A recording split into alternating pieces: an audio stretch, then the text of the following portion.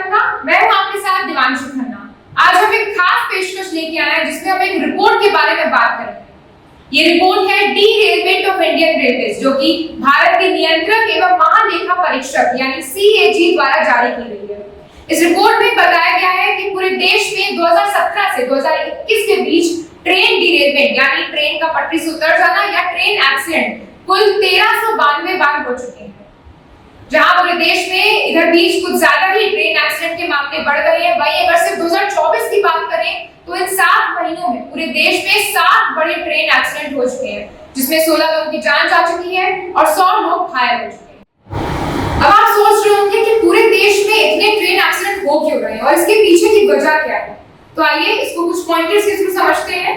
पहला, railway track की proper निगरानी न करना। इस रिपोर्ट में ये बताया गया है कि जो रेलवे ट्रैक की निगरानी है वो हर 2 महीने में होनी चाहिए और पूरे देश में 350 ट्रैक इंस्पेक्शन होने थे, जिसमें से सिर्फ 169 अभी तक इंस्पेक्शन हुए हैं।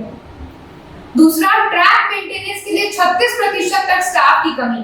आपको बता दें कि रेलवे में आउटसोर्सिंग के थ्रू भी ट्रैक मेंटेनेंस के लिए लोगों को हायर किया जाता है और इस रिपोर्ट में बताया गया है कि वो आउटसोर्सिंग भरपूर तरीके से नहीं की गई और इसीलिए स्टाफ की कमी हो गई है।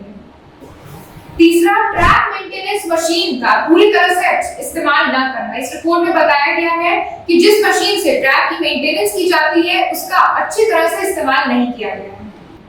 चौथा, सभी हल्के और पुराने स्लीपर्स की जगह चौड़े और भारी कंक्रीट के स्लीपर्स नहीं लगे हैं। आपको बता दें कि कंक्रीट स्लीपर्स ट्रैक की सुरक्षा के लिए जरूरी होते हैं। पांचवा, पटरियां जोड़ने के लिए एफबी टेक्निक का कम इस्तेमाल करना। पटरी जोड़ने के लिए 2 तकनीकों का इस्तेमाल होता है, एक एटी यानी जो मैनुअल हाथ से की जाती है और एक एफबी यानी जो ऑटोमेटिक मशीन से की जाती है।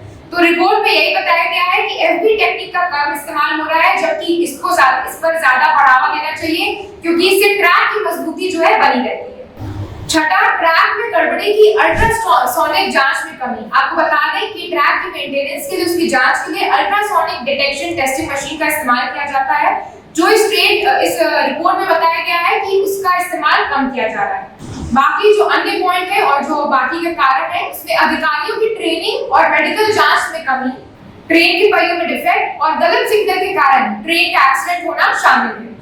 तो ये थी कुछ वजह और संक्षिप्त में रिपोर्ट में क्या-क्या लिखा हुआ है।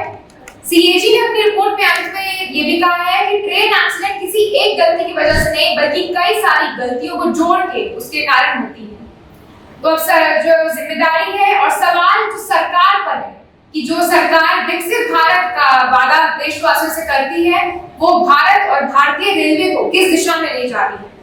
ये सवाल सोचने वाला है और सरकार को इस पे जो है निगरानी रखनी होगी और इसका जो सॉल्यूशन है वो जल्द से जल्द लाना होगा क्योंकि लोगों की जान इसमें जा रही है। बने रहें ऐसे रिपोर्ट के साथ, फिर से लौटेंगे। धन्यवाद।